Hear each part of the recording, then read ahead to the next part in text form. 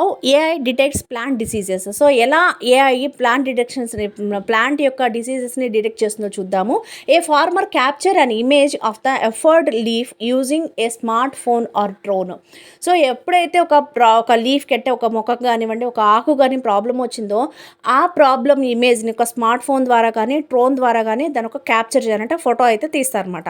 The image is uploaded into an AI model. So ఆ ఇమేజ్ని AI మోడల్కి upload చేయడం జరుగుతుంది. నెక్స్ట్ స్టెప్లో the AI compares the image which thousands of diseases images stored in its databases. So ఇక్కడ already డేటాబేస్లో మనం already previous క్లాసెస్లో చెప్పుకున్నాము. సో ఒక ఏఐ పని చేయాలంటే దాని దగ్గర డేటా అనేది చాలా ఇంపార్టెంట్. సో దాని దగ్గర ఉన్న డేటా తోటి ఈ ఇమేజ్ క్యాప్చర్ని ఒకసారి చెక్ చేసుకుంటుంది, కంపేర్ చేస్తుంది.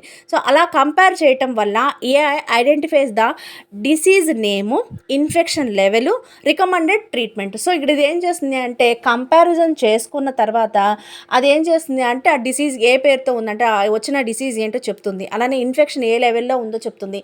అదేవిధంగా ట్రీట్మెంట్ ఎలా చేయాలి అనేది కూడా విత్ ఇన్ సెకండ్స్లో మనకి ఇవ్వటం అయితే జరుగుతుంది. సో ఇలా ఇవ్వటం వల్ల ఏమవుతుందంటే ఒక క్రాప్ యొక్క క్వాలిటీని అదేవిధంగా రెడ్యూస్ అవ్వకుండా చెక్ చేసుకోవడానికి, ఆ పంటని ఎక్కువగా దిగుమతి చేయడానికి, లో కాస్ట్లో చేయడానికి ఇది ఉపయోగపడుతుంది అన్నమాట.